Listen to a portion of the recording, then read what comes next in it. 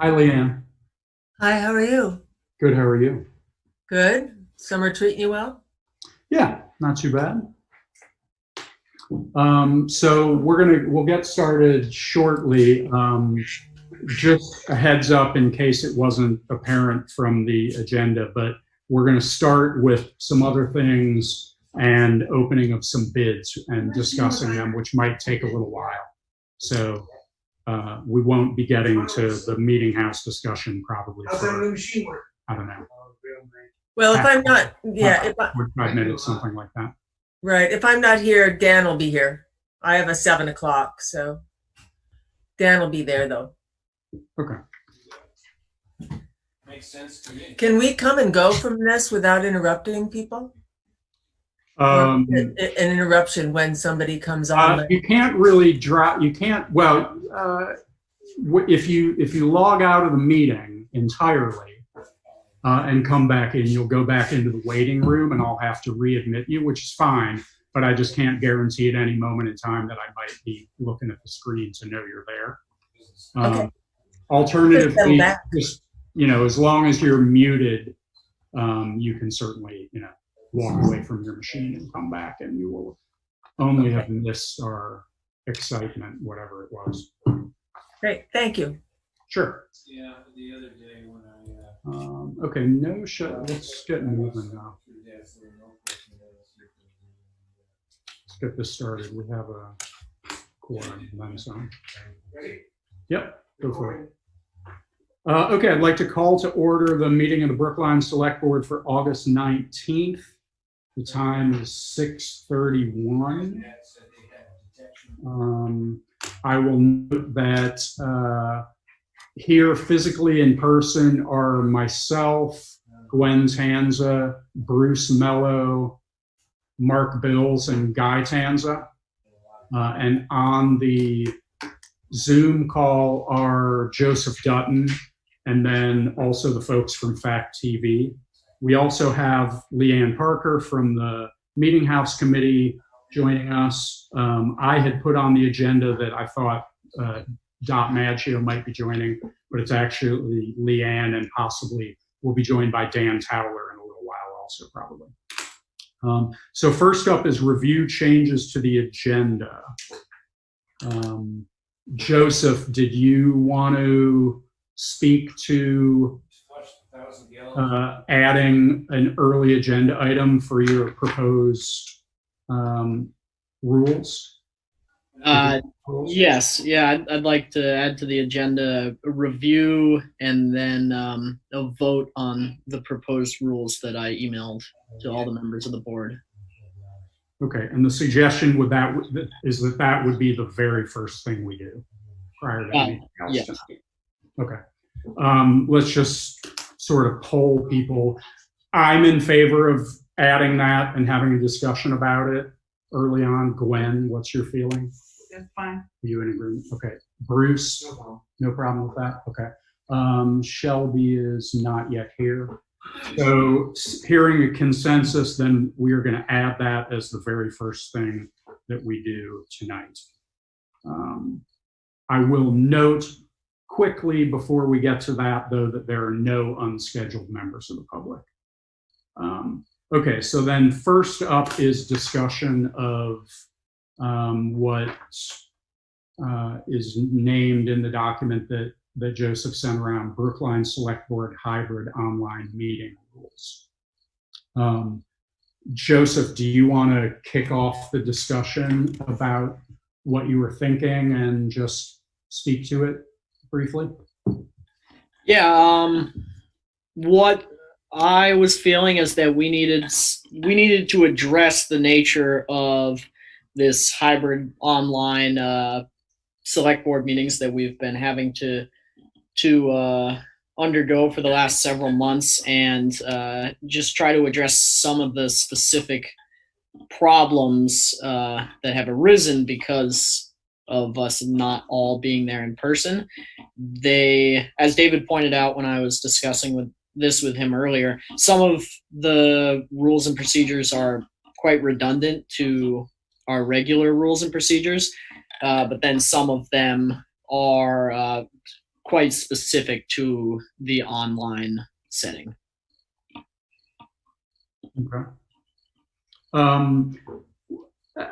I'd like to kick off. Well, I have some suggestions. In my opinion,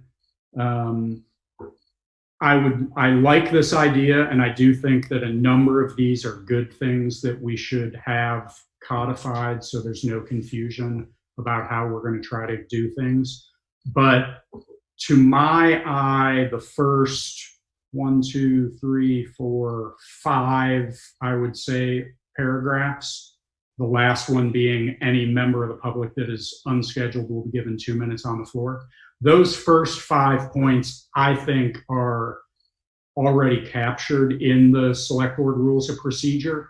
And I mostly think we shouldn't include those in an additional set of rules just because they slightly, in a few places, might contradict the rules of procedure that we've already adopted. So my suggestion would be to actually remove those first 5 paragraphs.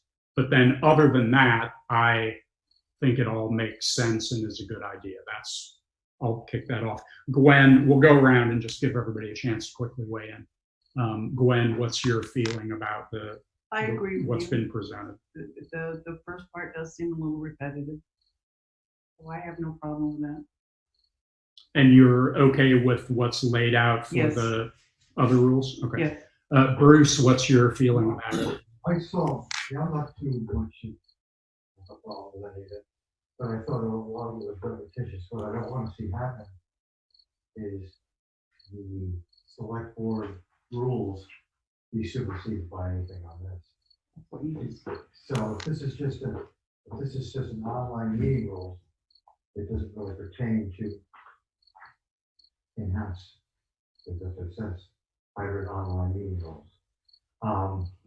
I thought in a number of instances, I can see one where I felt that the chair was restricted. I didn't quite like that.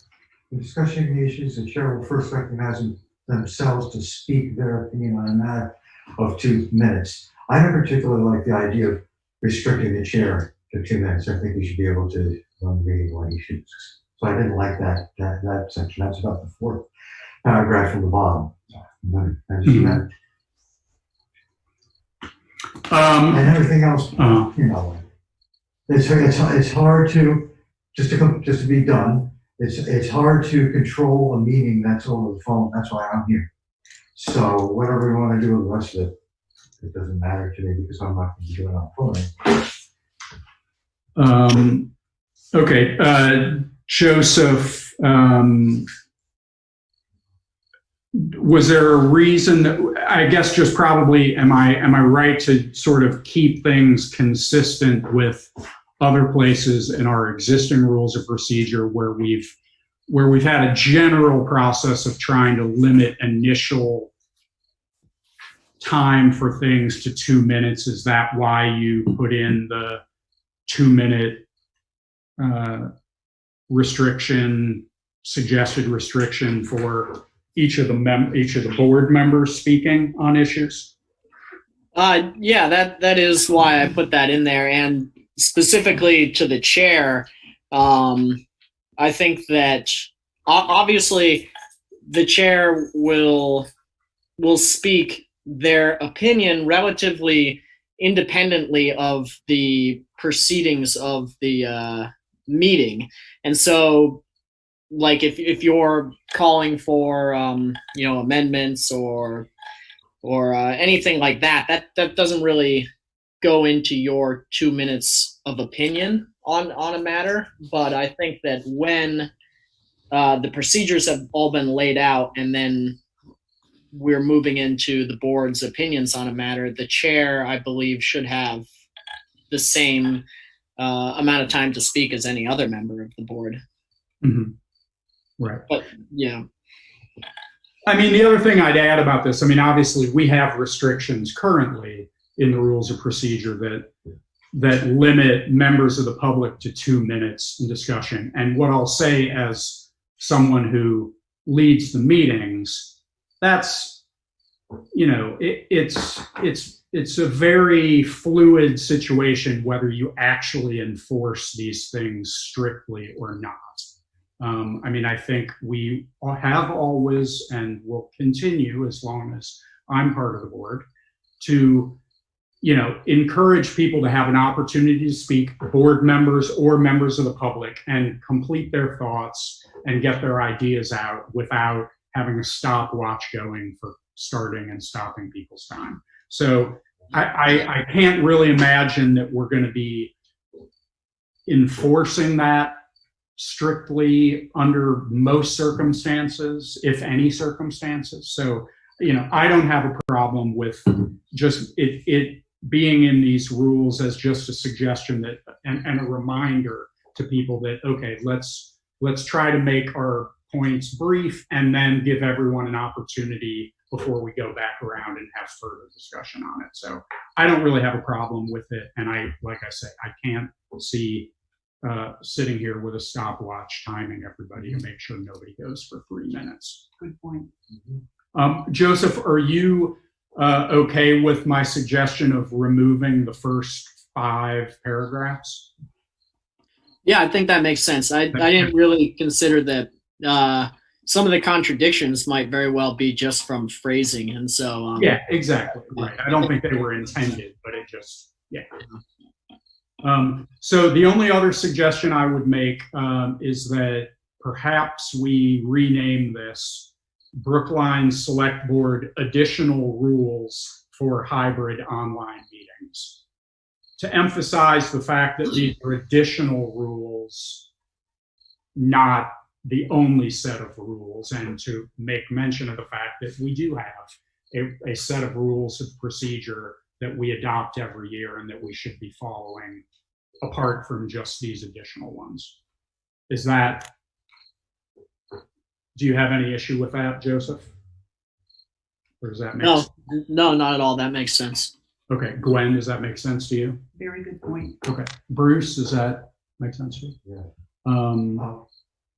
Yeah, Bruce is going to driving home the point that, and it's everything I read today, like board rules and procedures. There's very little online on the ESA statutes, at least I could find. But the overwhelming consensus for us is that the chair controls the meeting, and I just don't want to restrict that. So, I don't think it was restricted. Yeah, no, I didn't read any of this as Okay. restricting. Okay. But I see your point. Okay, Shelby has just joined us. Yeah, sorry about that, guys. No, that's okay. So we're in the midst of discussing the proposed rules, hybrid rules that Joseph sent out. I'll summarize briefly. By consensus of everyone so far, we are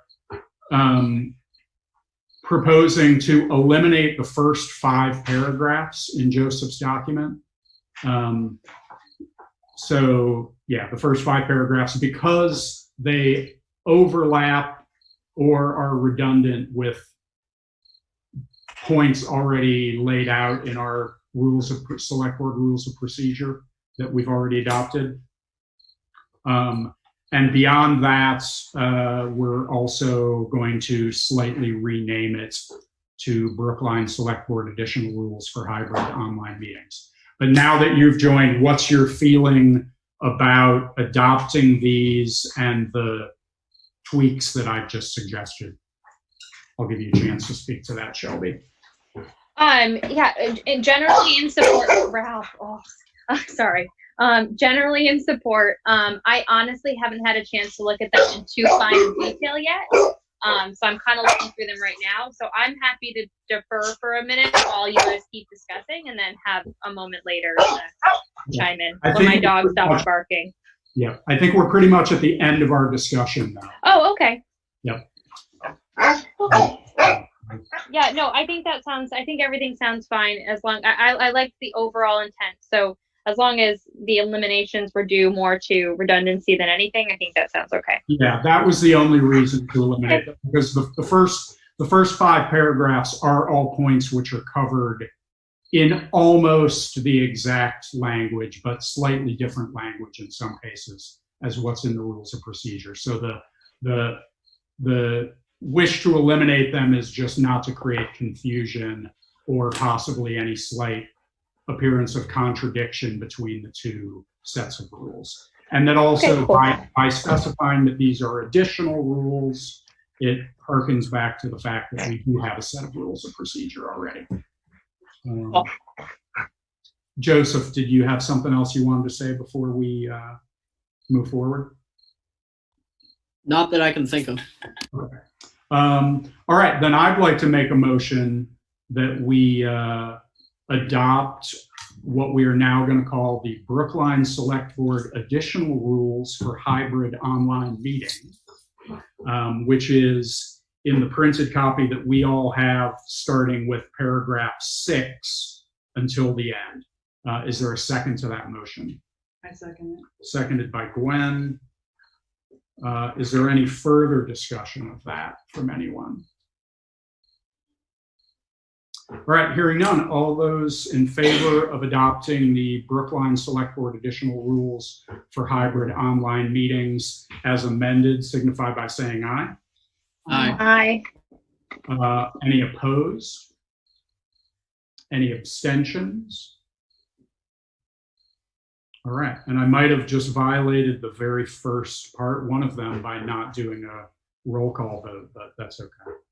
I'm going to still stick with the premise that unanimous votes I'm not necessarily going to do a roll call on. Okay, so that takes care of that, and I'll just add that Dan Towler has joined us. Hi, Dan. Hi, David. Board members. So next up is approving the minutes from the August 5th meeting. Gwen and I were just discussing that once again, Shelby has been omitted from the minutes because of whatever slight she made to Peter Barracks I'm going to start taking it personally. in a previous lifetime or this lifetime. So we'll make sure that Shelby gets added. Down under the approved minutes, we're just going to move the little A minutes from July 15th header up above the rest of the text. And Gwen pointed out that Arlington paving in the grid is misspelled. We'll correct the spelling of that. And then on page 2, another couple edits that Gwen noted down under the pay orders. August is misspelled. We'll fix those. Other than that, I did not see any other changes that needed to be made, and nor did Gwen. Bruce, did you see any other changes to make? SLP building nothing. Second page, right in the middle. Yep. Last, there was together. Oh, yeah, okay. And then go down a little further to summary of his report by Mr. Kanza. Second to the last sentence. Mr. Brimmer. Oh, yeah. I don't think he wants to go. So not only is he omitting you, but then he's calling you Mr. Brimmer later. You need to patch this up with Peter. Okay, well, my dad didn't have any sons, so we'll let it slide this time. Okay, He was so just, that's yeah. fair. Shelby, did you have any other changes to the minutes other than what we've noted? No.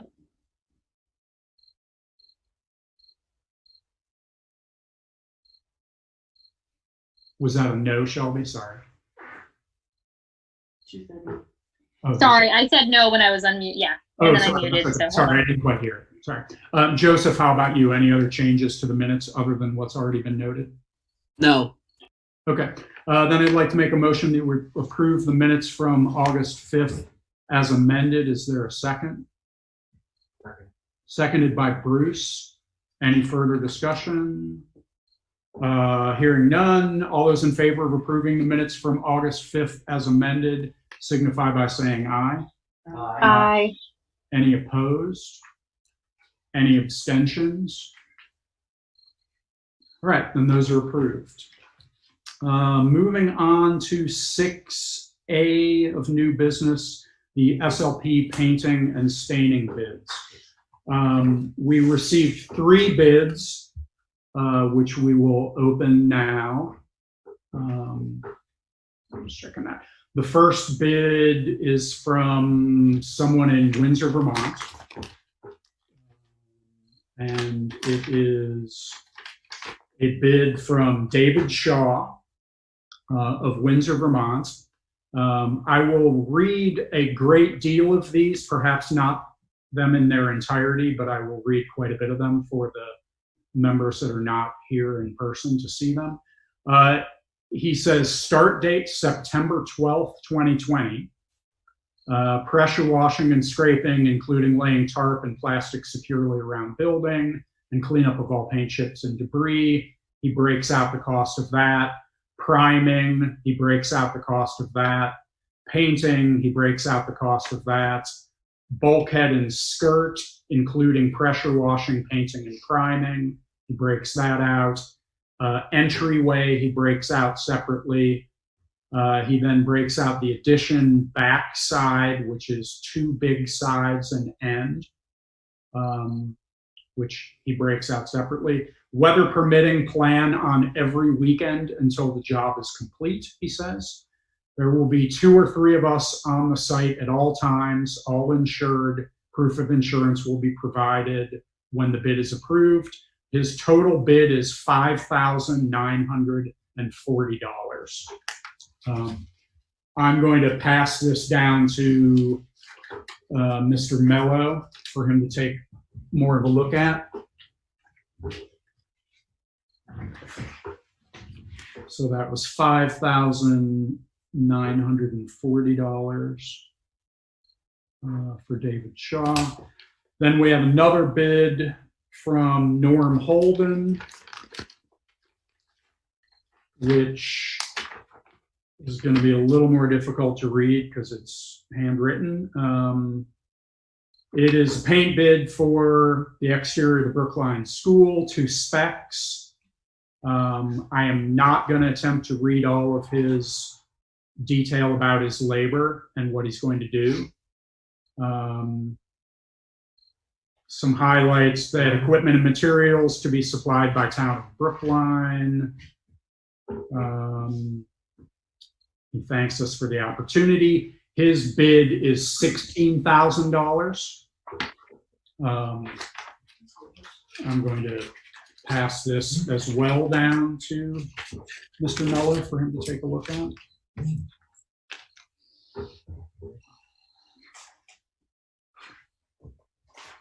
And the last bid is from Mominy Painters for 624 Grassy Brook Road project. It says the building at 624 Grassy Brook Road contains lead paint and needs to be treated according to the US EPA lead renovation, repair, and painting program.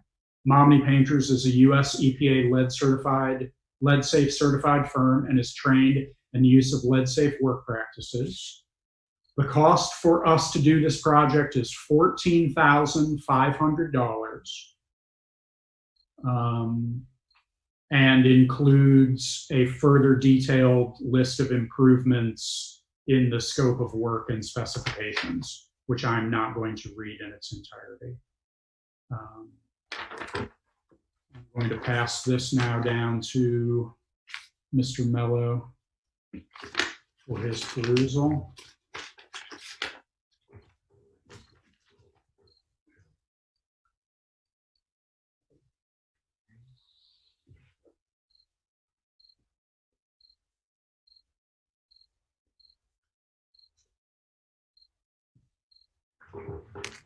Let's just give a second for Bruce to look those over, and then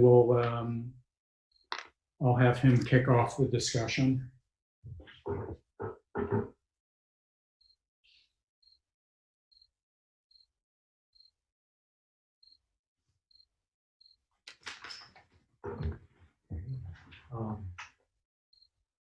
That is this.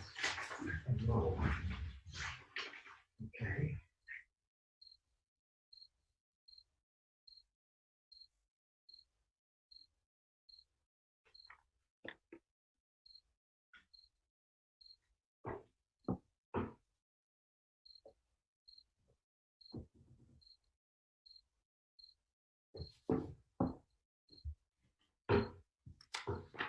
I don't know if everybody on the phone can literally hear the crickets that are outside. But here we can actually hear crickets. Okay.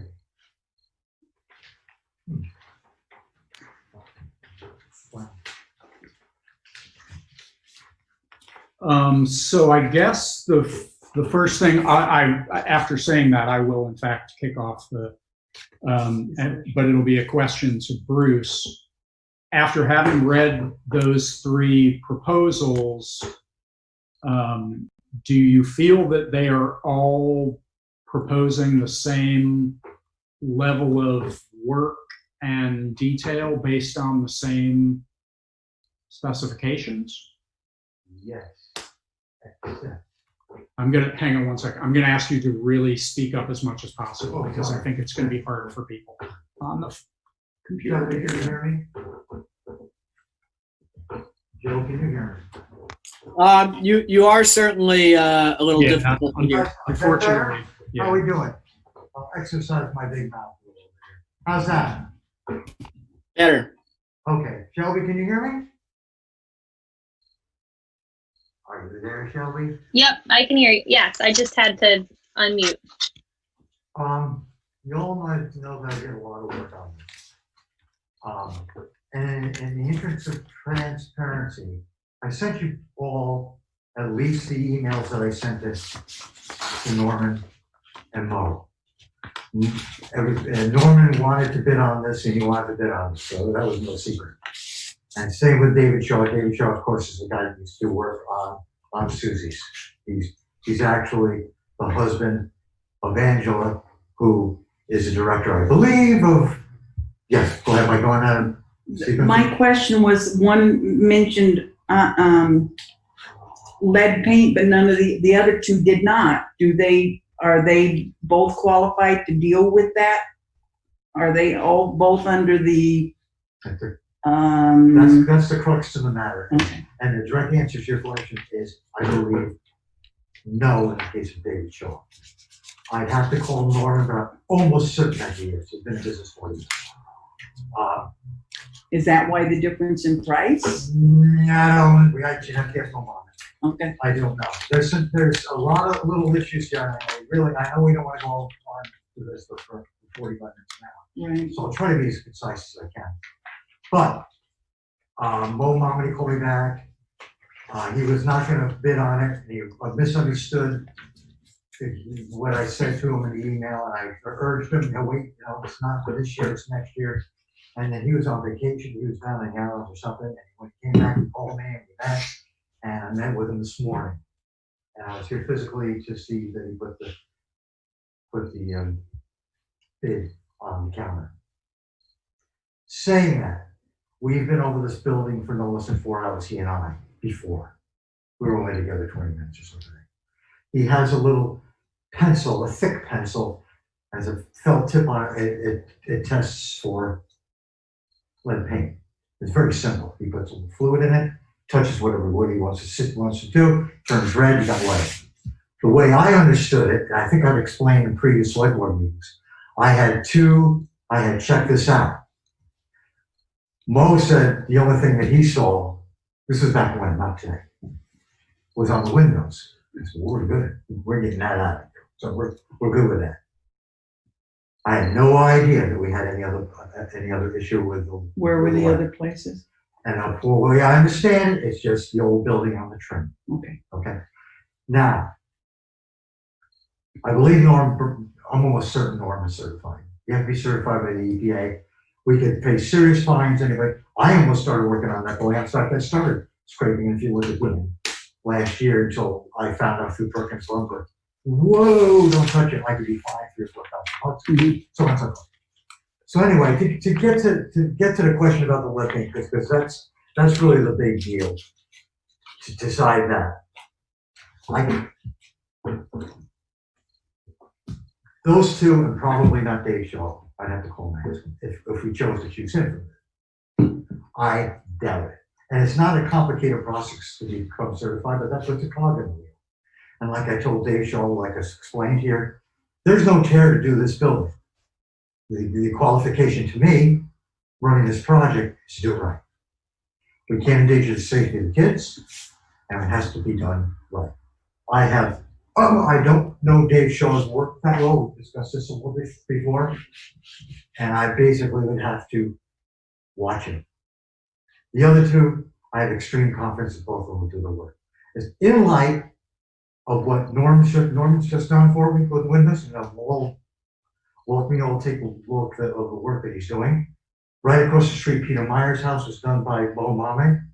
As you go down the road, the yellow house on the right-hand side was done by Norman. That's, excuse me, past James Ingram on the right-hand side. Across from Indian Acres. And he did Indian Acres, too. And Bo Mame has done, just to be a little bigger, has done the Newfane Town Hall. He's done the Center Congregational Church in Dummerston, and he's kind of legendary in this industry. Okay, there's a stickler here, and this is the stickler. I created it, and it has to do with the materials and the lift. The materials I don't think are a big deal, because the amount of paint and stain to do that building is $43 a gallon for stain for WW right now. I haven't shopped it. So as far as cost for materials, isn't it a major expense? It might be, let's say $1,000, $1,500. It's not a huge amount. And both these bids is with the town paying That's to right. paint. And I did that on purpose because I wanted to be in charge of making sure that somebody didn't bring over a gallon of paint I didn't like on that. That was especially in light of Dave Shaw. And I wasn't minimizing his quality or anything like that. I just wanted to make sure. The second key thing is we need to rent two things. I don't think we would have to do that with Norman and Momami, but we need a gas-powered generator, gas-powered pressure washer. I called two rental places yesterday, but Home Depot's got 3 of them, and basically what you want is a gas-fired generator, a power washer. They have an extension of 18 feet, not a problem, $65 a day. But you don't know if Norm Holden or Momini have their own pressure treater. I would guess that they do, but I'd have to clear that up with that, but I would be surprised if they did. Okay, the real stickler thing is the lift. And this I'll back up from that. Okay. I would argue the real stickler is the lead paint oh yeah, and the certification to deal with lead paint. Sure, Because other than Momini, no one else says that they are certified, but we don't know that with certainty. fair Or enough. do we know that with certainty that David Shaw is not certified to work with lead paint? Do we know that definitively? No, I do not know. Okay. I'm guessing he doesn't have any PA certification. We need that. Okay, but what, did you have a question? Because we have questions on if people are certified, how can we pick a bid if we're not sure the other two are qualified?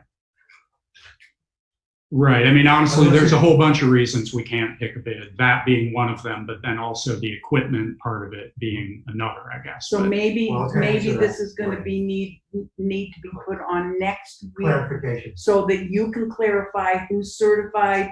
Are they going to do the pressure treater? Do we have to provide the pressure treater? You know, maybe just get a few more details. I have some, but I can clarify what you're talking about the wood pump, which is the most important thing. Yes. In my opinion.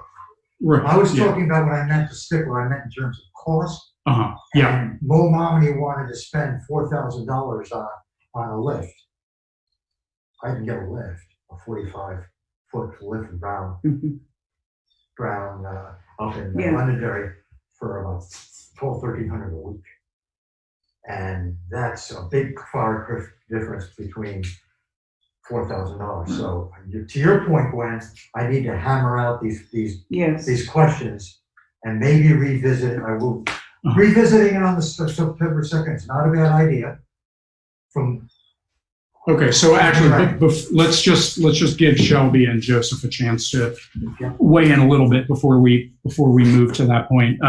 Joseph, any initial thoughts before we quite likely table this until the next meeting?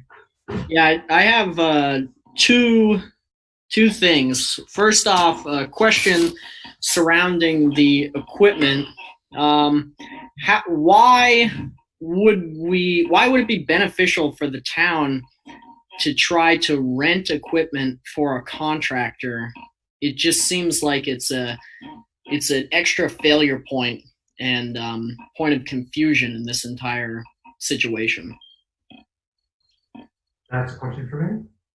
Okay. Yes, yeah. Because in light of the independent person, that I needed to do that just for that situation. In light of the other two, I haven't mentioned it to Norman, but Mo would get his own equipment and stick us with a real shot in terms of price. So to me, here we go back to the stickler of money. That's a major issue, because that's a major cost factor. Okay, so Can I just ask did we, in the specs that we gave these people, did we tell them that we would be providing the equipment? Okay. Yes. Right. So that can be clarified. Sorry, Joseph. Go ahead, Joseph, you had another point. okay, just to finish out on the equipment and then my other point.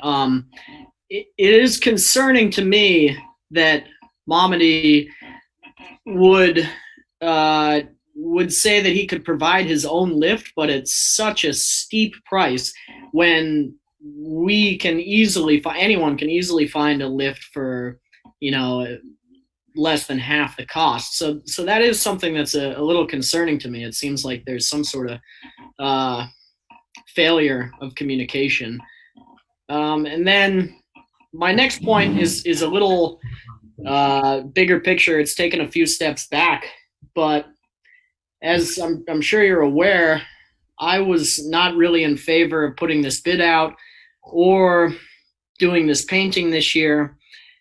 And one of the things that came up in my mind was all the way back to the windows. And I obviously wasn't in favor of refurbishing the windows. I thought that was a poor investment. And one of the reasons that was given to refurbishing the windows rather than purchasing new windows is that $5,000 extra is not something that we had in the budget this year, or it wasn't something that many people were comfortable in spending extra on this building this year. And so I'm a little concerned as to why we're now contemplating spending up to $16,000 this year. It seems like I missed something here.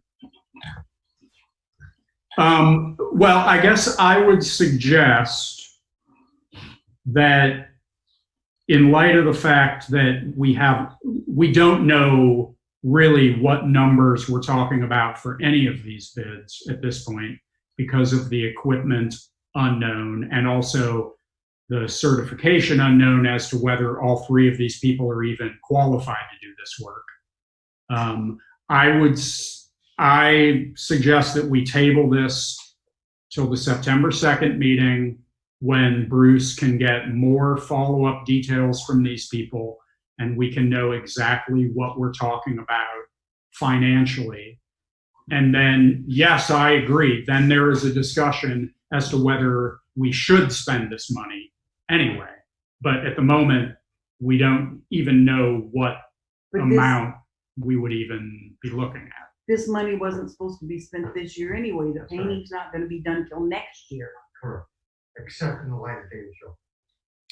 Right. I Which mean, we- there which we is have somebody money. who says he could do it right now. Yeah. And we have the money. Right now, even that without the $4,300, even without the $4,300 in the capital improvement fund, we have the money in the budget. It still things have to be clarified. I agree. Yes. Right. Well, I mean, I guess I'd say at this point, though, yeah, I mean, that's my suggestion. We table this until September 2nd, and so that we can know all of these numbers. We can also have a very thorough accounting of what is in the building account as of that point, as well as we can make some projections to next year. And then we can have a more fleshed out discussion about them, and it will go where it goes based on what we all want to do. Gwen, are you have any problem with that in approach? agreement. Bruce, do you have any problem with that approach? No, I don't. I just want to respond to a couple of things that you Stay very quickly, because we're going to discuss this all again in the next meeting. I was kind of blindsided by the lead issue. I was kind of blindsided by the lead issue because I had two instances of, one was Marshall Omar and the other was Mohammed. There was no lead in the building. Now, as far, what really surprised me over and above that, which kind of blindsided me this morning, was the numbers. Initially, I got, this is, goes to your point of clarification. Initially, no one gave me a price of $37,000. Mohammed gave me a price in the 20s, not even to complete the building. So that surprised me more than the lead. So Okay, and that's, I wanted to get that out, and then I'll tighten it up and we can talk about it. Good job. okay. Joseph, are you okay with that approach? Tabling it till, and then we, Shelby, you all right with that? Yeah, I'm good with that. Okay, all right. So we'll table further discussion of this until the September 2nd meeting. I'll just take copies. I'd rather have the originals in the office with you. Okay. Copies would be great. Now moving on to 6B.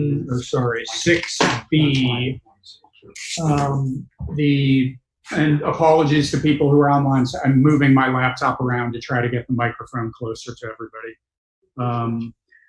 Moving on to 6B, Meeting House Historic Building Registry. Leanne had to leave because she has another meeting at 7 o'clock, but Dan Towler from the Historical Society is here.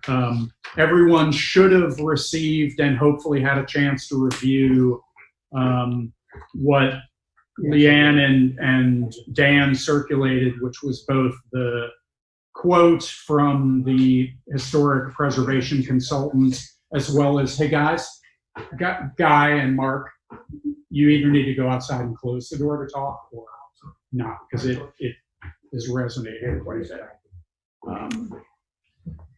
So the quote from the historic preservation consultant, and then also the background about the FAQs about the National Register of Historic Places. Dan, do you want to speak briefly to how the Meeting House Committee got to this point and what you think generally the benefit of this would be, spending this money? Yes, thank you. Good evening, members of the board. Can everyone hear me? Okay. Shortly after I became involved in this committee,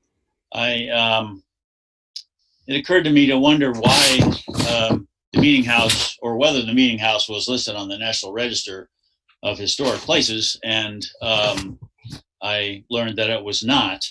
I don't know how much you all know. Certainly you're familiar with a little bit about the National Register. It's a federal listing. The National Register, in case you didn't have a chance to look at the frequently asked questions that I sent over, the very first sentence is administered by the National Park Service.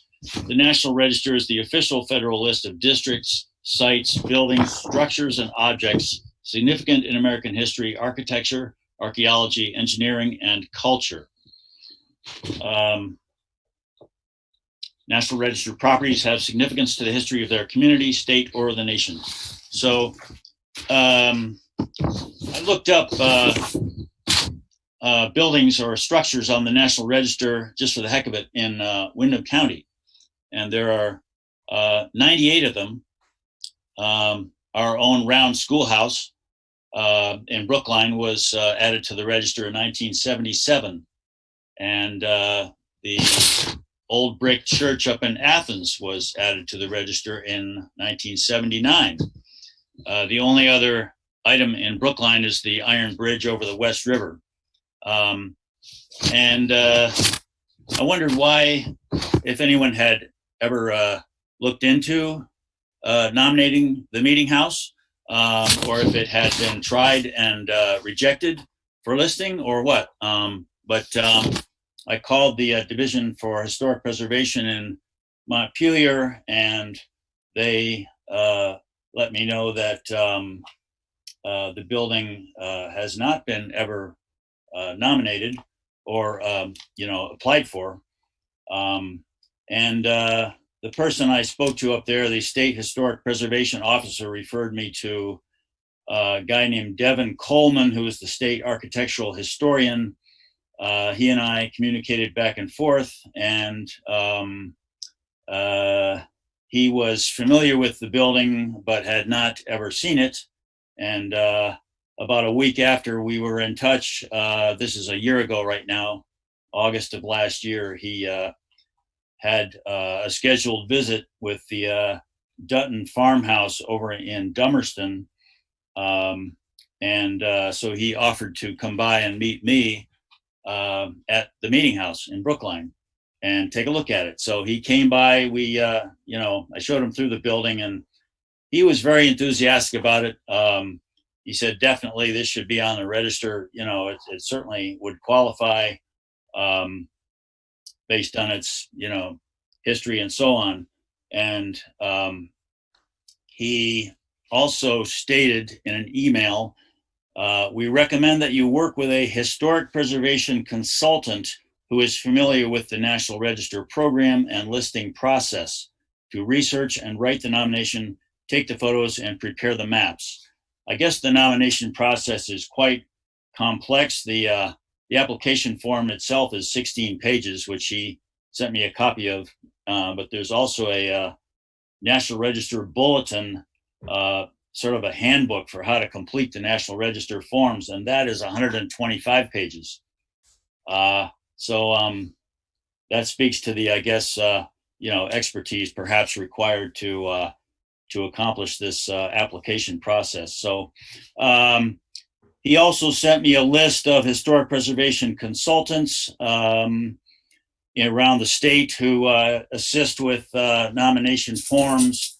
And there were 2 people listed in Windham County, and I reached out to both of them and actually only heard back from one. And that was Paula Sagerman, who lives across the river in New Hampshire, but she has done a lot of work in Vermont. She's been a historic preservation consultant for over 20 years, has, as her proposal says, she has produced National Register nominations for 18 individual properties and 14 historic districts, and has assisted with nomination of the buildings, including the First Congregational Church in Townsend, which was successfully listed in 2002. So I think this would be a great thing for the community of Brookline and for the meeting house to be on the National Register. It's actually does not automatically qualify us for anything special, but it certainly would, I think, be assist in grant applications to say that we are, listed on the National Register. It's just, a recognition of the importance of the building to the community and the region. There are no restrictions that come with listing. That's something that some of our committee members were concerned about, but the building, as a result of being listed with the state, which it already is, already has a layer of restriction that would prevent us from, severely altering its historic character. Not that we'd be interested in doing that anyway, but there are no additional layers of restriction that go with being on the National Register. So there's really no downside that I can see, and it would be a cool thing, and a feather in our cap, and for the community and the building, and perhaps a help to raising money in the future. So we're proposing this to you as the select board, just to see if there are any questions or concerns about the listing of the building, for one thing, and also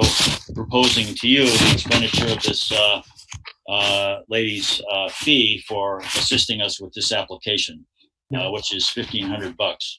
Okay. Our committee is in favor. I've been nominated to speak for us on this. So okay. And there was everyone on the committee was in favor of this? Yes. Okay, great. We'll go around quickly. I'm going to kick it off. I have a couple of questions. I mean, I'm in favor of it. I think it's a good idea. I think it's a good expenditure of money. One thing I just wanted to point out on the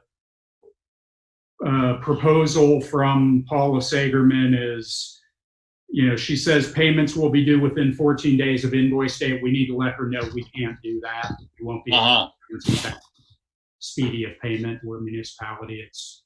We can't pay things that quickly. So she needs to understand that kind of timing won't necessarily be possible. Sure.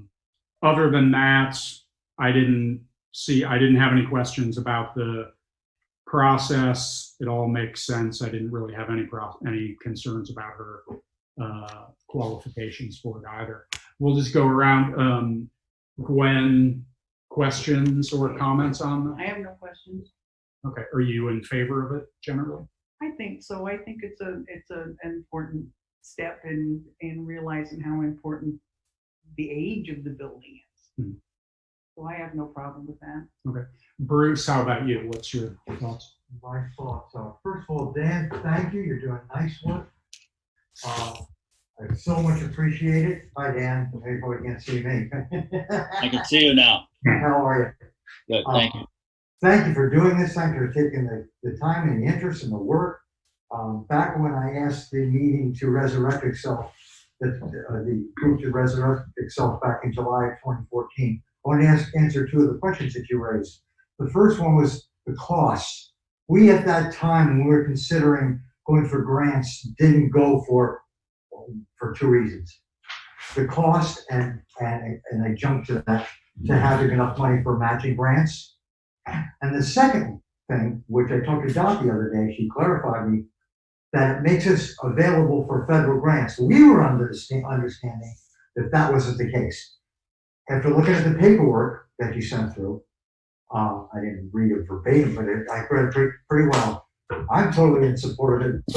Dot made me aware that it does help us with federal grants, which is great, because we could maybe get some grants for painting. And thank you to Leanne for getting it. I don't know if everybody knows this, getting $3,000 grant from Wyndham Foundation for the. Yes, Bruce, I was going to mention that. I neglected to do that, but thank you. If you've seen our minutes, you're aware of that already. But we did recently receive if I may, a $3,000 grant from the Wyndham Foundation, which helped us previously with the restoration of our windows 3 years ago or 4 years ago.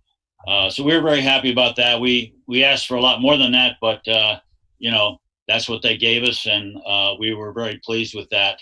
And we intend to put that towards the restoration of the steeple, which is going to cost quite a bit more than that, but we'll just have to go back to the well and apply for some more money to get that done.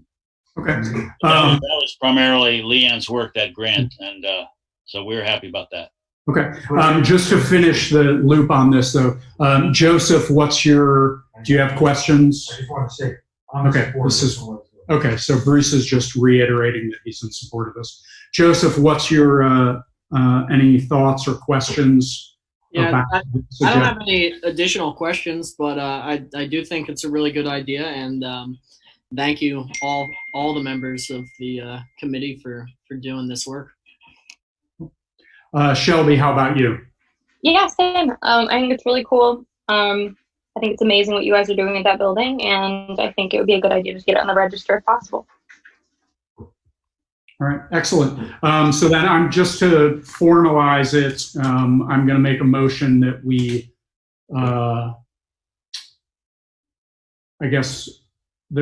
approve the Meeting House Committee spending $1,500 for the historic preservation consultant work to complete the nomination for the National Register for the Meeting House. Is there a second to that motion? Yeah, I second it. Seconded by Bruce. Any further discussion from anyone? Okay, all those in favor of approving the Meeting House Committee spending $1,500 for the historic preservation consultant to prepare the nomination for the National Register for the Meeting House building, signify by saying aye. Aye. Any opposed? Any abstentions? All right. So yeah, Dan, thank you very much to you and everybody on the Meeting House Committee for all the hard work in general and specifically on pulling this together. And let's keep our fingers crossed that it all goes quickly and smoothly. Yes, we certainly hope so, and we'll certainly keep you apprised. I also forgot to mention, Paula did offer to come to one of our meetings for on her own time and discuss this with us, which she did. So we've had a chance to speak to her directly, and So anyway, thank you very much, board members, and thanks for your service to the town as well. Thanks, Dan. Take care. Okay. All right. Moving on to 6C, the discussion of the recycling site. So what precipitated this was the situation from last Monday. Is it a week ago Monday? That It's an ongoing thing. Right. Although I guess I have a question, which was in that situation, and I don't know that I've seen this happen before myself. Am I correct that someone opened the dumpster? Yes, this has happened 3 or 4 times. Okay. And the last time was really where I don't know if it was a prank that the trash was all over the back. I sent you photos of it. It was pretty nasty. So, and I spoke with Peter at the at the Triple T Trucking, and see if there's any way that he could suggest how we could eliminate this from happening. And he said it's maybe they can put a lock on it or something. But things like this happen. But as I said before, it seems that we're using more and more people using the dumpster than should be. And I'm just, I'm getting a little tired of cleaning up every week and taking care of it. I do it, but it just gets old, Mm-hmm. So I don't know. At the rate we're going now, I think we'll be over budget with the dumpster. And, I don't know what the future holds for us. On that note, I guess I'll just say that I did get a report of all of the activity, all of the recycling costs for the last fiscal year, which ended June 30th. And, it's costs float from the end of one year to the beginning of another year slightly, but I will say that we did end up possibly slightly under budget for the last fiscal year. Our costs were a little bit below $18,000, which is what we had budgeted for that fiscal year. We've budgeted $22,000 for this fiscal year. Granted, the tonnage fee has gone up in recent months. 152 is what it is at currently. Whether that we were at 119 at one time. Right. It's gone up. Obviously, that's partly why we've been budgeting more money from year to year, is because the cost of it has gone up. I guess the thing I'd bring up as far as the site is concerned, and I know we've mentioned this before, we have budgeted money for cleanup of that site. We could look into, and I think at one point Joseph was going to potentially check in with somebody who he's has a little bit of a relationship with, who does some trash collection in the town, as to whether we want to consider paying someone to check out that site once a week or whatever frequency we might need to do it, and clean up the garbage that's there so that our town clerk doesn't have to keep doing it. Amen. I know, but by the same token, I hate to see the town spend money that, I've been doing this for 5 years, and it's sometimes it gets frustrating. Yeah. And that's what happens. I get frustrated, I get angry, and then I do it again next week. So, Right. But I still think that by keeping the site clean and picked up, it eliminates a lot of other people doing that same thing. There's that 2 or 3 people that no matter what you do, they're gonna be nasty to you. Yep. Are you? Bruce, did you have Yeah. thoughts on this We quickly? spoke about this months ago. But is your implication with your wording that if we were to remove the dumpster, you think we're gonna have a worse of a problem? I personally think if the dumpsters were removed, people are so ingrained in dumping there that they will continue to do that, and for quite a while. Finally, it will probably go away, but it's gonna take a while. I don't know, there's only 2 towns in our district that have dumpsters. And, it's, the cost is going up, it's escalating each year, and I don't know what the answer is, to be honest with you, but we spend $5,000, $4,000 for the winter solid waste. We're spending $22,000 now for our budget, so we're up to $26,000, $27,000 a year. That's a lot of money for a small town. Yep, it is. I mean, I guess the thing I just remind everyone is we had a vote on this at town meeting, and the townspeople voted by 1 to continue to offer this. So, They seem to be. the cost, it was something that the town was willing to bear. However, the town is not, that doesn't mean that you as an individual need to bear the responsibility of cleaning up the trash that accumulates in that. So I understand your point, and I know we've talked about it before, and I just want to reiterate that at any point in time, we can look into hiring someone to be more involved in that, so it doesn't always fall on you. I want to see if we can eliminate the dumpster being open. That's a serious thing, and I think it's a prank. I think it's somebody that's just, for whatever reason, have nothing else to do, and they just want to, play games. Yeah. And if we can eliminate that, that eliminates most of the problem. And, trying to, figure out the dumpster, when we should pick it up, when Thursday comes around, and I have to figure Thursday, Friday, Saturday before I call them, it's sometimes hard to do. So, Monday we have an overflow situation. Triple T Trucking has been very good with us. They've worked with me. They usually send a truck when I tell them I'm in dire straits. So that's helpful.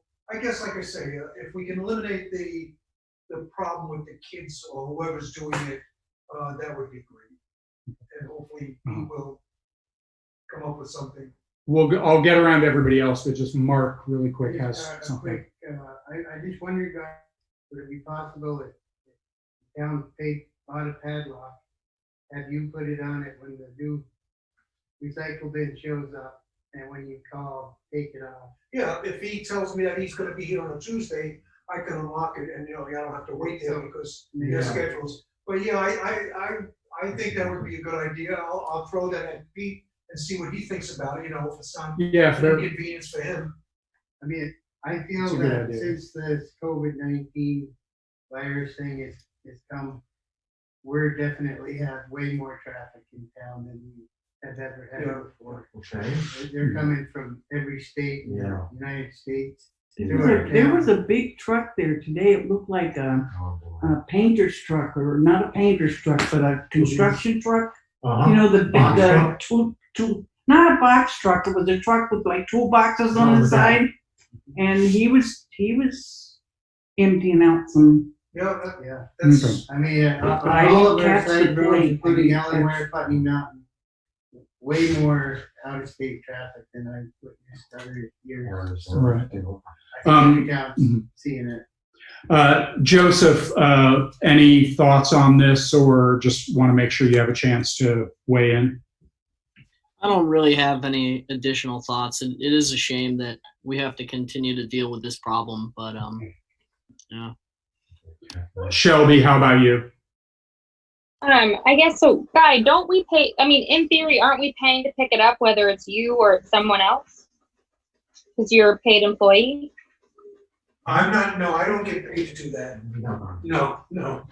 That's not part of my my program. You only get But it's paid, work you're doing for the town. not on Tuesdays and Thursdays. Okay. I would just say that if it's going to be an issue that's going to keep coming up because it's making people so upset, I think that if we've already budgeted for it, I would rather spend the nominal amount of money to pay someone to clean it up. Because at the end of the day, we can bring this up every other month at a meeting, but unless we want to reverse a part of the budget that the town deliberately made a point to vote for, this isn't going to, we're not going to stop having the recycling or the potential issues that come up until next town meeting if they choose not to have it. So if it's really that, that frustrating, I think we should just hire someone to do it, especially if it's budgeted for, because I kind of don't want to keep, we don't really have a solution because there's not really a solution. We can't put in cameras. We've kind of been through it all. It just sort of is what it is. And I don't really want to, part of me just doesn't want to keep having to rehash it and, get the email with the picture every few weeks. Like it is what it is. And unless someone has a new idea, which it sounds like every time we bring it up, no one has a new idea, I would rather just kind of table the conversation, hire someone to clean it up so they're being paid and they don't, that's their job and they're getting paid to do it. And then we can address this again at town meeting and maybe bring up these concerns that it's not as simple as just whether or not we pay for it. It's also a place where people are, behaving disrespectfully to our town. I don't know. Okay. Guy, I mean, I don't want to throw this back on you, but should we more seriously look into finding someone who can go by there? I mean, I know that or someone that can be on call when you see something rather than you having to do it. I know the exact timing I know is going to be challenging because you see something when you drive by or you don't. And I think Mark has got a good idea, and I'll run it past Peter Triple T Troy, is to put a lock on the back so no one can unlock it. Mm-hmm. And that could eliminate some of the problem. As far as people dumping there, and it's going to be there, so I do it because I try to save the town a few bucks, and I also have a little pride in my town, and I like to make sure that it's clean around there. The fact that I bring it up from time to time just expresses my frustration with it, and maybe if more people became aware of it, they would maybe keep an eye for people that are doing that and stop them from doing it. And I have noticed that even Guy has noticed that occasionally Guy says somebody picked it up. Yeah. So somebody other than him some other people have been, when they saw a problem, Guy said somebody actually picked it up and put it in there. So that I think we just, then the community needs to do some responsibility. Yeah. Mm-hmm. Yes, that's true. Okay. Well, so I think we should look into putting the lock onto at least as long as Triple T doesn't have a problem with that, which I can't imagine they will, because that'll at least, like you say, maybe if that can eliminate the sort of catastrophic problems that can happen to it if somebody opens it. You think the reason they're opening it is to retrieve nickel cans? I really don't know. It almost looks like it's a prank. Yeah. Because it looked like they just dumped everything out. See you later. Yeah, maybe it was. I mean, that's what I think, but that's pure speculation. But we can't change it until March unless we have a special meeting. 5% of it have to have they're not doing take that. a 5%. There's no sense of doing that. Your idea is great. All these ideas would mitigate the problem until we get to March and we can straighten out whether it was. If it was only one vote last time, there's a real good chance you get rejected next year, but we'll have to wait and see. If we have a town meeting. I think what dictates the vote will be the cost. That's a discussion for another day. Yeah. Okay. So I'll speak to Triple T, see if he says we get a lock, and if he says so, I'll just go buy a padlock. Right. Thanks, John. Good. Okay, moving on to 6D, the letter from the Vermont State Police. So I sent around the scan of it last week. Hopefully everybody's had a chance to read it. I mean, to summarize, they are making an effort, which they have been making for quite a while, to be sure that as much as possible that their policing practices are non-discriminatory and that they're, I think, to their exact wording, that they're trying to keep things safe, Vermont a safe, just, and welcoming place for everyone. They're soliciting feedback from towns about how the towns wants the state police to function or be structured, or whatever concerns people may have, I think.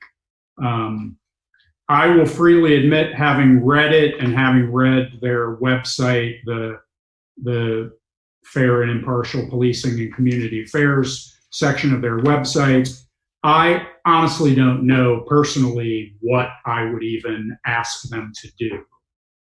But that's me starting off. I guess let's go around to see if anybody has any thoughts on how, if so, in what manner we may respond to them as far as what our town's needs might be. Gwen, what's... Well, I agree with you. I think they had a pretty good aspect of what they're doing, and the only thing I think is we would like to see them here more often, but you can't have them here more often if they don't have the help. So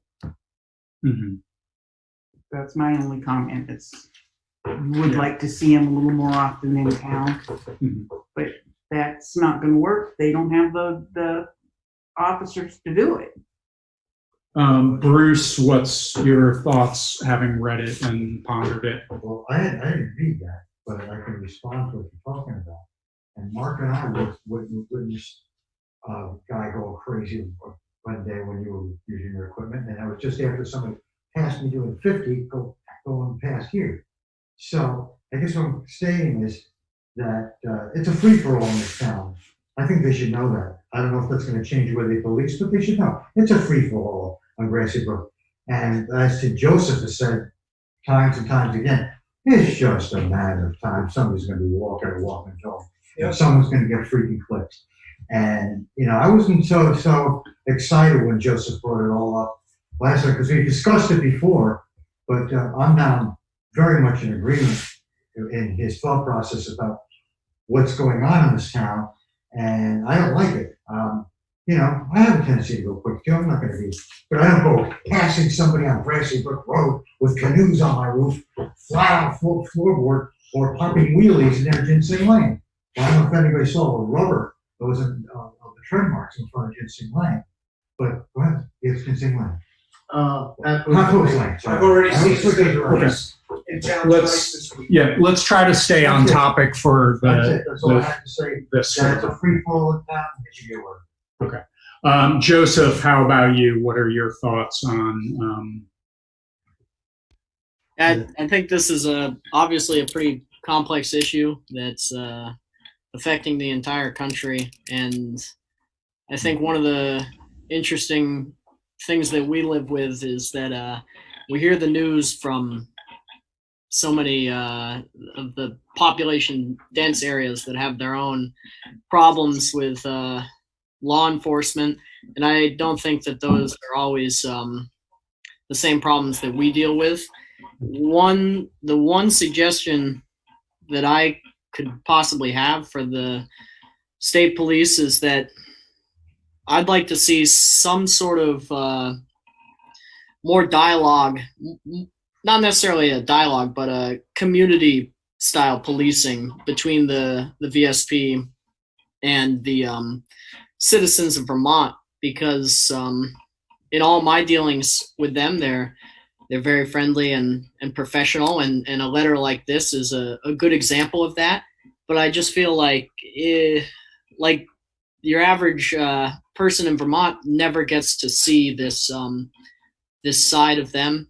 So my suggestion would be that I think people would see what kind of people they are, and that they're really trying to help if they could figure out some way to communicate more directly with the citizens of this town and the rest of the state. Okay. Just making some notes. Only be able to do that at town meeting. Shelby, how about you? What are your thoughts having read that and given it some thought? I mean, yeah, pretty much what's already been said. I think right now the issue around policing and stuff is a lot bigger than some of the stuff that's happening maybe in our town. But I think being a rural town that's geographically isolated from our local police department, like Brattleboro, like that actually has a force. I think that that is something that we're missing is, cohesive support from the law enforcement around us. And really being able to have our residents feel like they can access those resources. I don't think people feel like there's really anyone they can call and get support from law enforcement if they really need it in our town.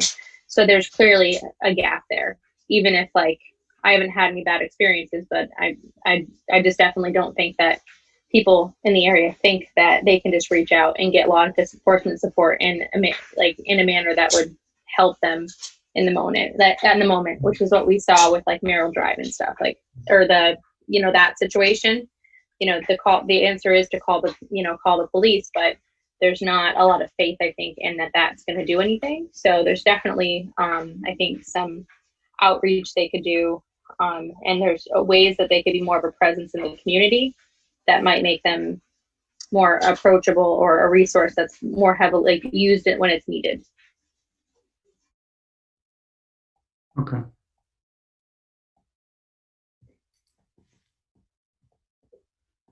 All right, I'm going to suggest that possibly not for the next meeting, possibly for the meeting after. I've taken some notes about what we've all sort of said, and I'm going to make an attempt at writing a letter of response back to them that incorporates all of these things, and then we'll circulate it and we can discuss it possibly at the September 2nd meeting, but more likely the meeting after on the 16th or whatever it is. Yeah. Yes, Mark, sorry. Speeding is always a topic at our meetings, and I know that state police have come to town and they'll set in certain areas, but I wonder if we made suggestions as to where they should set, to the places where the people of Brookline know where the speeding is taking place most dangerously. I mean, a lot of times I've seen the state police set in slow mile per hour zones and try to get somebody doing a couple miles an hour over 25, where it's in the 40 mile an hour zones where they're doing 60 and plus miles an hour. If we recommended areas where it's more obvious, I mean, not that it's not an issue at the low speeds, but it seems like there's certain areas where they can pick up the speed and they just get away with it time after time. So maybe something like that would be helpful for them. Yeah, and also what time of day. I know I don't know how they make their schedule up for Brookline, but if they learned when the speeders were actually is it mornings? Is it late in the afternoon when people are getting out of work? Is it during the middle of the day when these people who don't work are just speeding? But maybe we could just guide them to go after those type of people. No, that's a good point. Okay. Any last thoughts on that before we move on? Going once, twice, going. Okay. Now moving on to old business. First up is a building update. Mr. Mello. Okay, I can rip through this, I think, pretty well. That would be good. Building number 1. Here. You and I need to talk about the mice thing. We'll work on that on the side. My suggestion is that the select board should consider putting air conditioning in here for next year. In light of, I bought 2 standalones for my house. I think it cost me $800 or $900, and they are great. They're economical. You can plug them into the wall. I can have one hooked up in here in 10, 15 minutes. And I'm just sick and tired of coming in here and seeing people that are above 50 years old sitting in a room for 12 hours a day, putting up with uncomfortable situations. So that's kind of a tickler with me. So it's something that we should consider for next year, or soon. In as much as we got a capital improvement fund, $4,300, or we could work some other way out of financing it. But it's not an expensive proposition, and I think we should give utmost consideration to the people that care enough to come in here and sit in here 12, 14 hours, low on the hours, sorry, guy, Thank you. a day. That's it for that. Now, to move on with the Brown Schoolhouse. I did talk to Stephen Haskins. We met.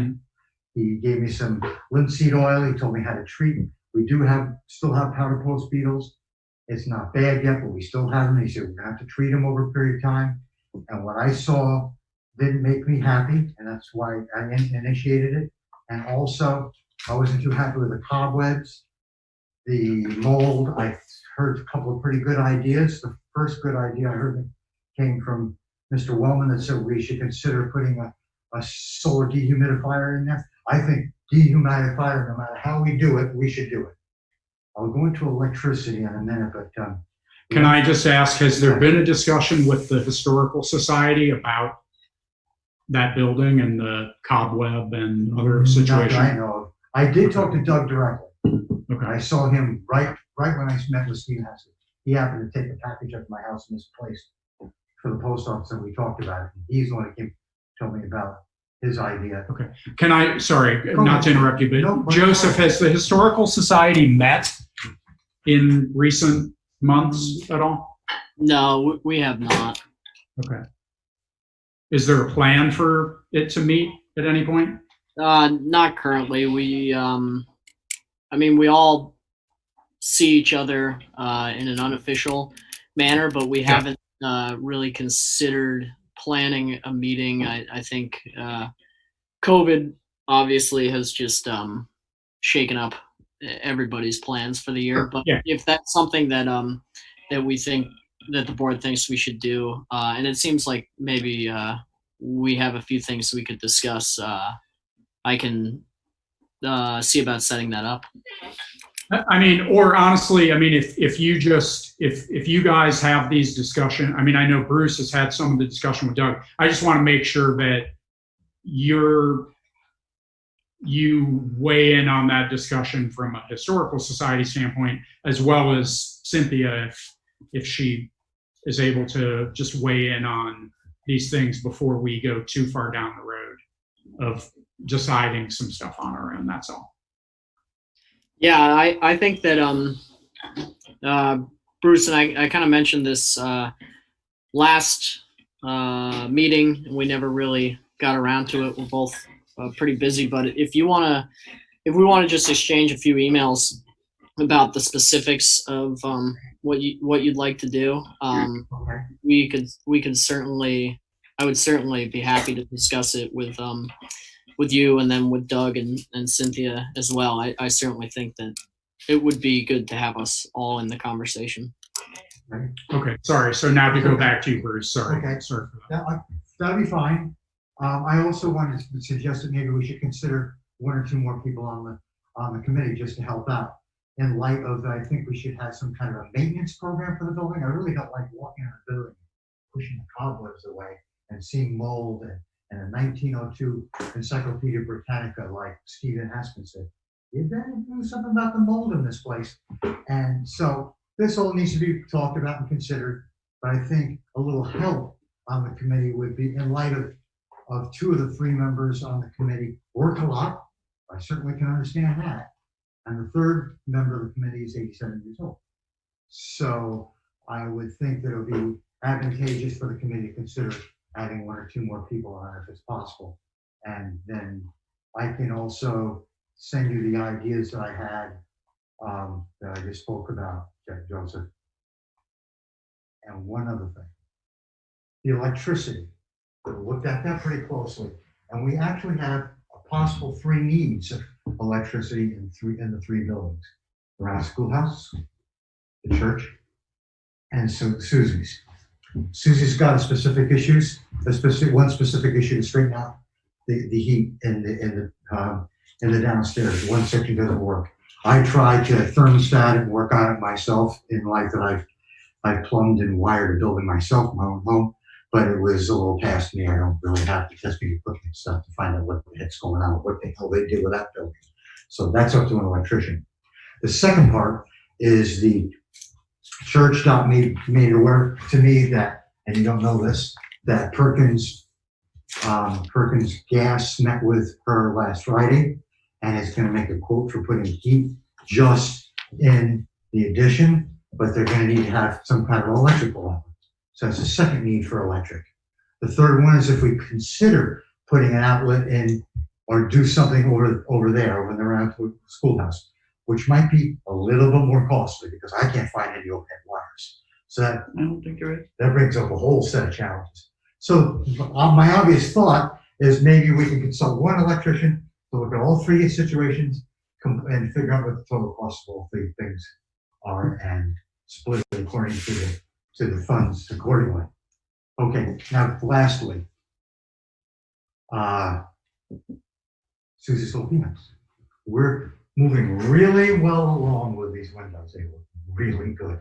And Norman's just about ready to give us the last 12 sashes, six windows for us to put in. Dave's Liskus, my hero, has done an incredible job refurbishing the sashes, straightening out the cords so they go up and easy so the ladies in there can lift the windows easily. And within the next couple of weeks, we should have all the windows that are facing the street framed off with new wood, which we found out, which I think I knew and was verified today. The old boards were lead paint. So my original idea was to scrape it and repaint it, and we took it out. We replaced it 100%. So that will be done. And I think I got a phone call today from an email today from Olivia. Some pipe was banging downstairs, so I said, just got to pull that an email, a phone call, and hopefully he responded to it. But other than that, the dumpster.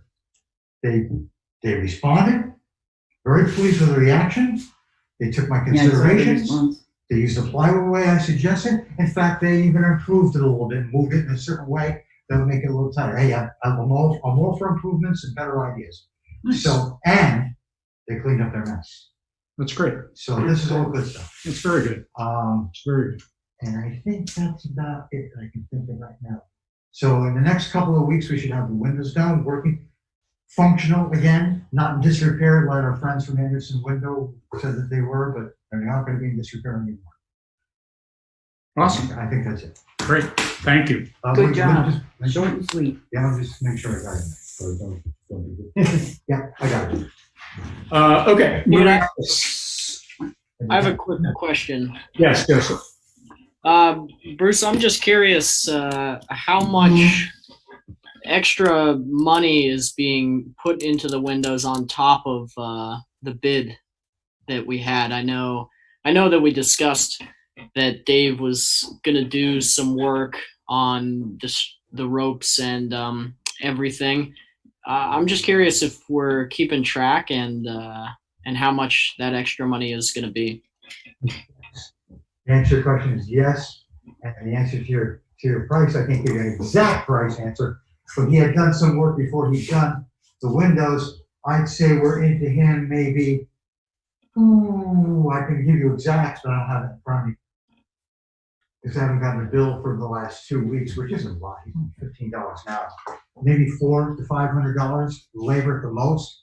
I rang up a bill at WW, I want to say for $100. And we're just about at the end of it in terms of cost. So just the labor time to complete what he's doing, maybe the next 2 weekends, 100 or 2 at the most. Okay, and I don't mean to. I can't give you. I don't mean to pick too much at things that we've already voted on, but it's even if it is under $1,000, that is a cost that's I think goes hand in hand with the price of refurbishing the windows. So it just seems to me that if we voted on $5,500, if my memory serves me, that at the end of this it might be $6,500 or more or less. I just think that it's a little in my mind it changes the equation a little bit. Fair enough. I guess I would just point out that we did, I mean, unless I'm mistaken, the bid to It's just paint. repair the windows did not include to repaint the windows did not include anything about opening and closing of the windows. And I understand your point that if we had gone the route of replacing the windows, then that's cost that wouldn't have necessarily needed to be incurred because the new windows would have opened and closed on their own. Yep, it's a fair point to make. I guess I'd suggest, Bruce, maybe, do you think by the next meeting, will all of Dave's work on those be complete? And could you give us an accurate accounting of what we've paid him to do that? I can give you an exact amount. Okay. I can got all the receipts. I can give you an exact amount of what W put for boards for the change in the framework. So. Okay, yeah, let's follow up with that because it would be good to know exactly what that kind of all-in cost was. Total. We're going to give him a check for $5,500, and my guess is we'll be a little over $6 for the whole thing, but we'll see. Okay. Was that the only question you had, Joseph? Yes. Okay. Shelby, any questions for Bruce before we move on? No questions. Okay. Okay, moving on to 7E, the education tax rates, tax bill status. Guy, correct me if I'm wrong. I've been checking. We still don't have a tax rate, an education tax rate from the state. As of 5 o'clock this evening, it was hoped that we would be looking at it this Monday or Tuesday, but Yeah. Monday was a state holiday, Bennington Day. So we're hoping sometime this week that they will finally get to us and maybe next week generate a tax bill for the residents of Brookline.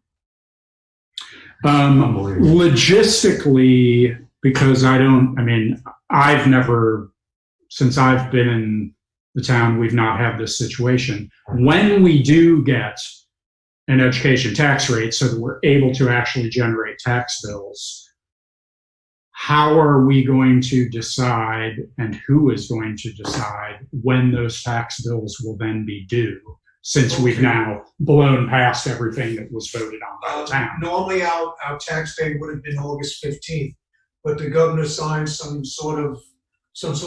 piece of legislation giving towns the authority to move their collection dates, even though they were voted at town meeting, to what it is. So the law is firm. It says 30 days from the day that we mail it, you can collect the first payment.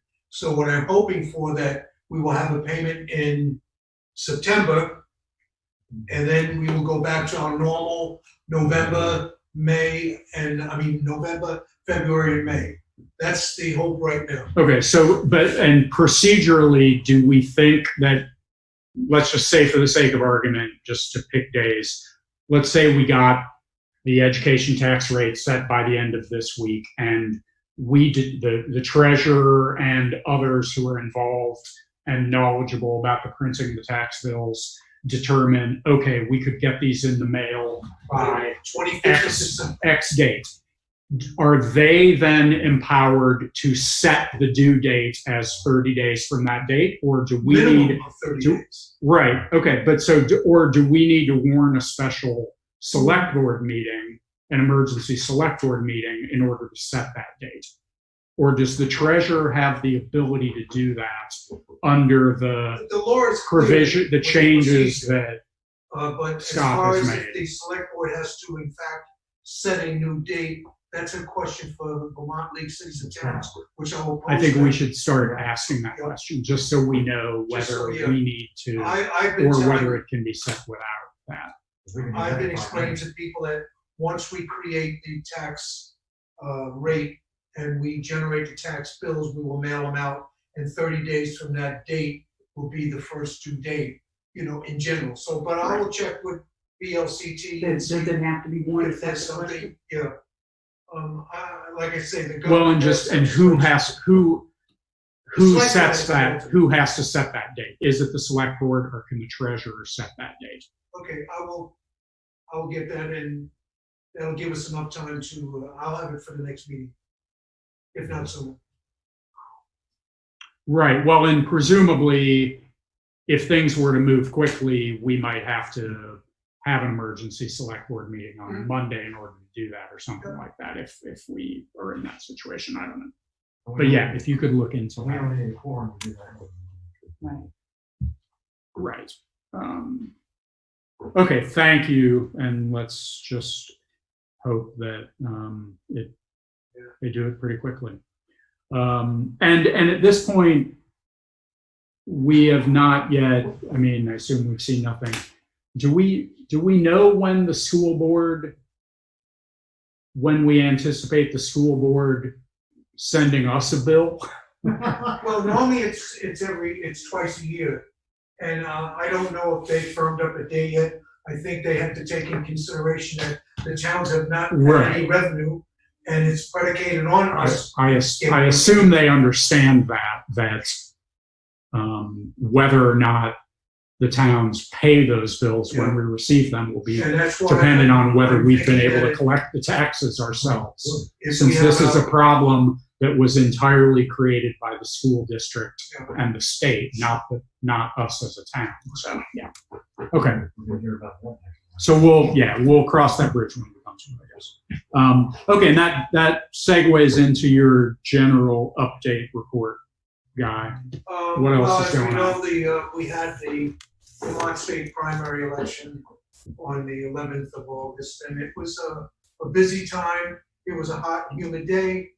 We had 135 voters. 85 of those were absentee ballots. The county got a little disarrayed in the late evening, but we did well, and it was a precursor to the general election, which is in November, and hopefully we'll have the same 5 teams to count. I really would like to go over a few things, but I think we're going to have a large turnout because the state is going to mail every registered voter a ballot in November. So they'll start mailing them in September. There's been a lot of scuttlebutt all over television, all over radio.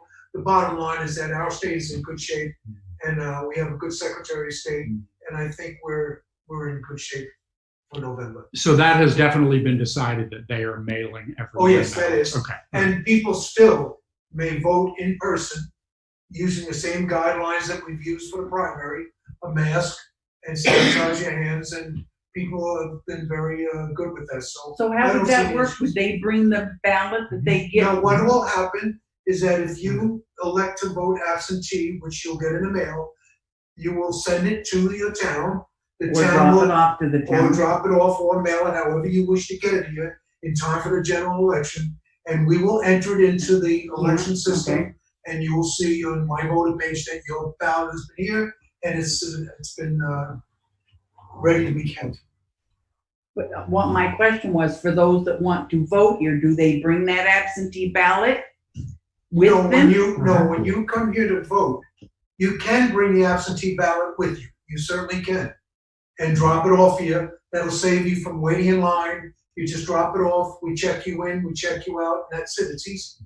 So there's no issue at all. But it is worth probably mentioning for the record and for any townspeople who watch this, and we can perhaps remind them as we get closer, that if you are going to bring an absentee ballot physically here, you need to have followed the absentee ballot instructions and have it sealed within the envelope, or else it will be disqualified. And signed and filled out? Well, they changed the seal.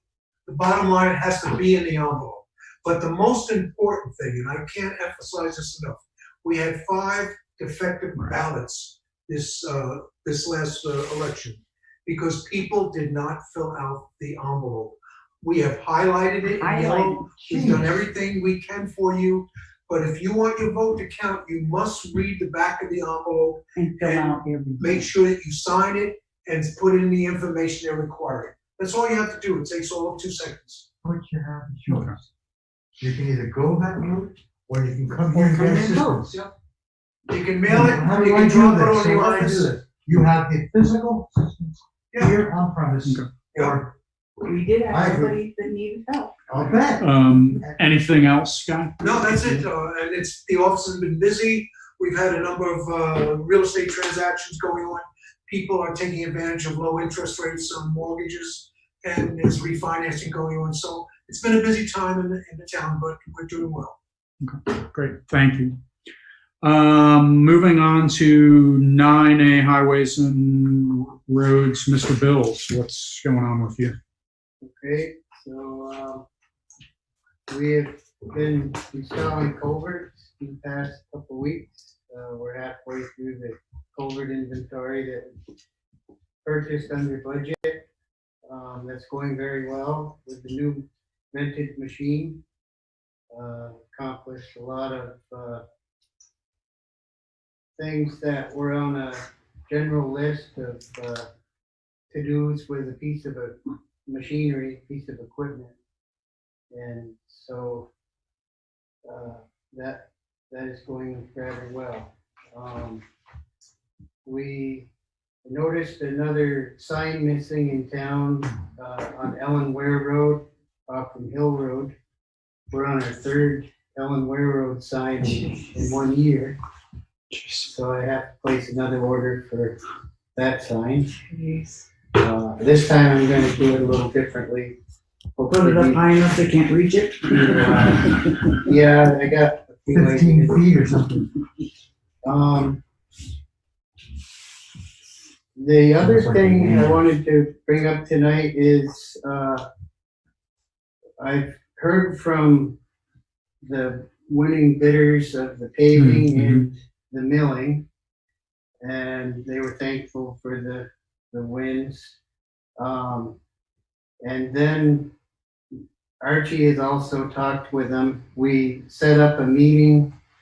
We met last night with the paving people, which is Allstate Asphalt.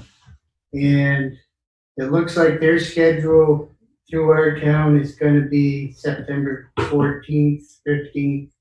So it'll be mid-September. The millings guy, Brian Ciano, he called to see about when he could start the milling process. And after talking with Archie, that's when we decided to meet with the paver to set him up at a close, approximately, so there's not a big wait. Huge window, yeah. So Archie, after we gathered the information last night, Archie said he would call the milling company to see if he could get them to cooperate with the other person's schedule. So if everything goes according, our paving should take place mid-September. Great. We showed him all the highlights to the job that we felt was worth knowing, and he gave us a lot of input on that. And I just wanted to say on the, I've used this rental machine to do a lot of different things, is, you know, cleaning plugged culverts, correcting ditches that have eroded and causing road erosion. It's just a very nice multi-tool. It's everything that I thought it would be and more. This machine has a push blade you can use like a bulldozer. So after you dig a trench in the road to pull up the used culvert to apply the new one, you can use the blade to push dirt back in. The blade also has a trailer hitch mounted onto it. So I've been pulling my utility trailer, which is 12 feet long. Before we did the box culvert down the road here past Loose Lane, we had purchased 4 1-inch thick steel plates to buy us some time. And so I'm using 2 of those with every culvert job I do in order to keep traffic flowing. We put in 1 culvert on one side of the road. Then once it's gravel, the gravel's still not compacted to its finest point. So we put a steel plate over that lane to allow trucks and cars to, and it's working great. So I've put these steel plates on the trailer. Then I put 2 culverts on top. I've got all my road signs, my shovels, power equipment, everything I need to do the job goes right with me out. That's great. When I come back, reload it and back it in the garage. It fits in beside the grader. It's all loaded ready for the next day. Excellent. That's great. It's really doing It's going well. nice, very efficient. So I'm just continuing on with all my water bar outlets on the roadsides, cleaning those, and everything's going as scheduled. Awesome. And you have that excavator for another week? Yes, Something? another 2 weeks. 2 weeks. Yes. Yeah, right. Because it came late, right? Yeah, it came a week late. A week late. Yeah, so basically it was beginning of August to the end of August. Right. So basically, all right. Okay. Cool. Awesome. Mark, I know I asked you this before, so I'll write down this time. The name of that thing again? It's a JCB. Is the main thing, JCB, right? And 110, it's a 110 hydro dig. and the name of the company was out of Concord, New Hampshire. The name of the rental company was Northland JCB Northland JCB. of Concord, New Hampshire. Okay. And they have several dealerships in New England.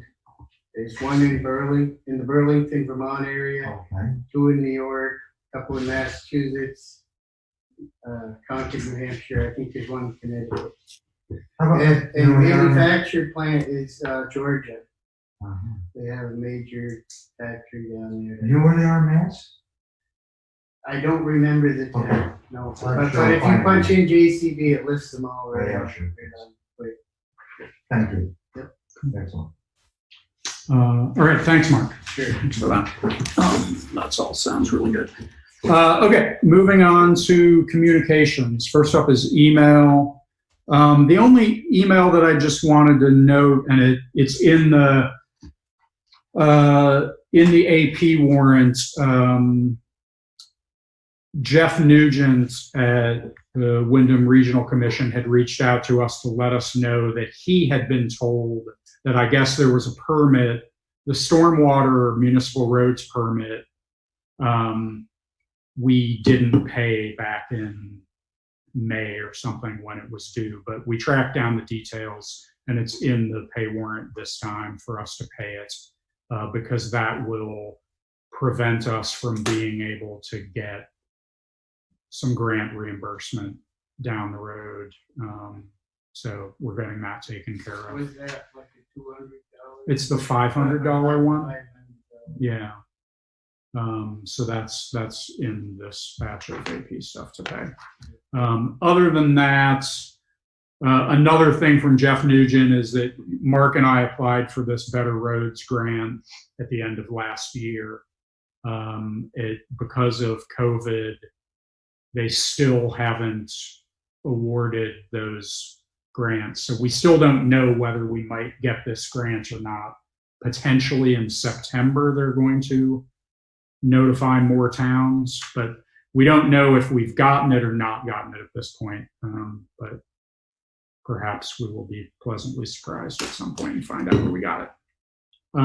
That's kind of it for emails. Physical mail. We got a postcard from VLCT about a virtual town fair in That's the one. September, the end of September, beginning of October. This is the replacement for the physical town fair that they normally do. Now it'll be done virtually. And then we also got some thing about various emergency supplies, which is addressed to Mike Fontaine for dry foods and other cool stuff like that. That was it for physical mail. Moving on to pay orders. First up is the payroll warrants. We'll do the same sort of thing, although I'm going to adapt my process to speed things up. I'm now going to only ask people if you have questions. So if you haven't reviewed it, that would be one of the things that you would point out at that point. I'm not going to make you all answer two confusing questions. I'm sorry that I know that was causing problems for people. So payroll warrant, Gwen, do you have any questions on the payroll warrant? No. Bruce, do you have any questions on the payroll warrant? Joseph, do you have any questions on the payroll warrant? No. Shelby, any questions on the payroll warrant? Nope.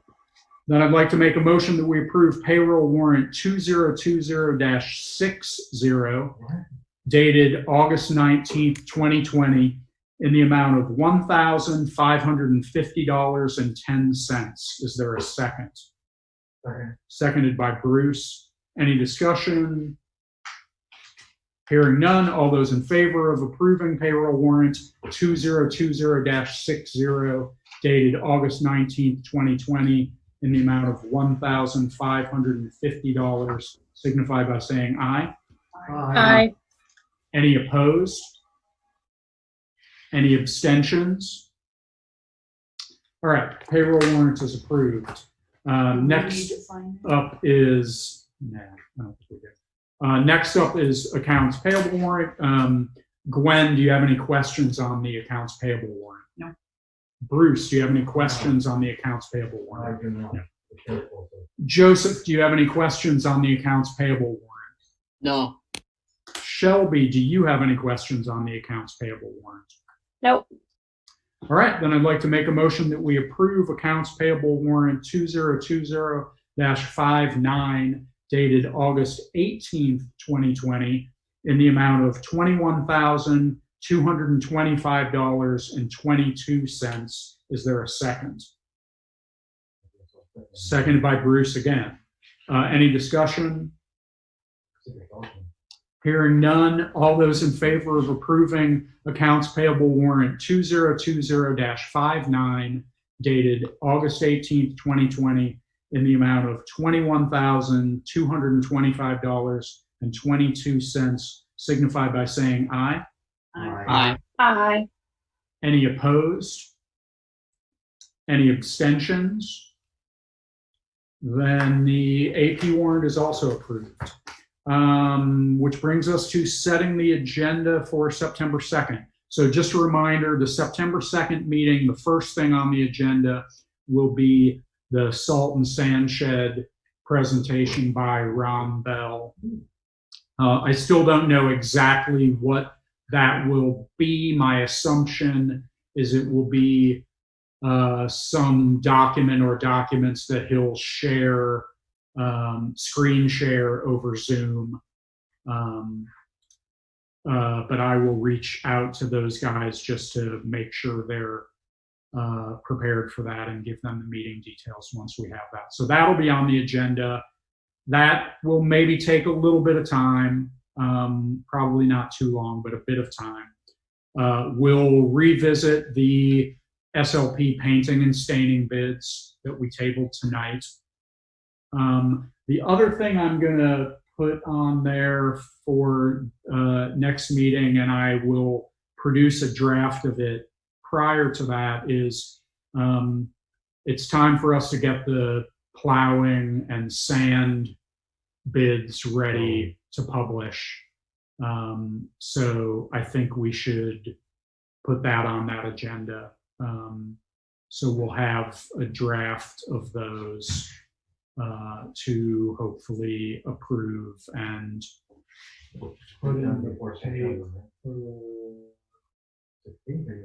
yeah, although, well, I'm just looking at the calendar now and I'm actually wondering, I might actually push that back to the 16th just because Labor Day weekend is Not that, again, I think we all know who the likely one or possibly two vendors are to bid on this, but still, it might not make sense to publish them Labor Day weekend. So maybe we'll push that back to the 16th to have them opened at the first meeting in October. That's kind of the timing that we've typically done, I think. So maybe we'll push that. I don't know. We'll see. I'll give it a little bit of thought.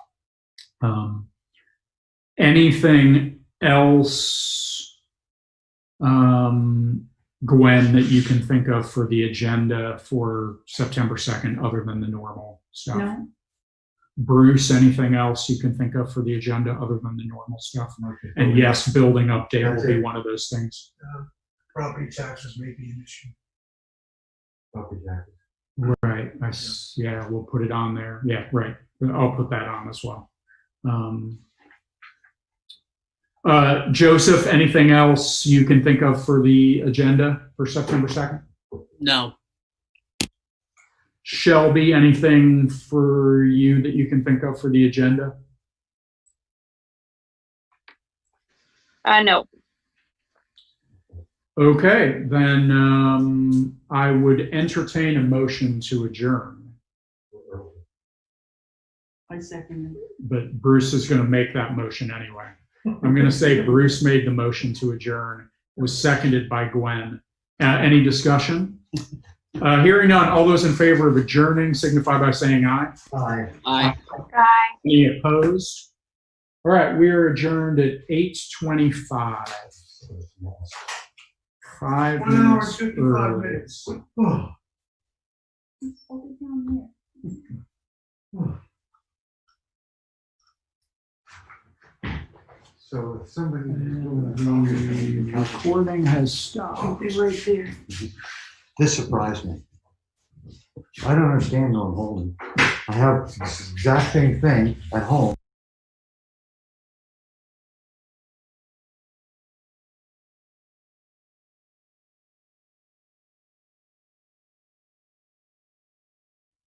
All right. See you, everybody. All right, thanks, Joseph. See ya. Can you read out?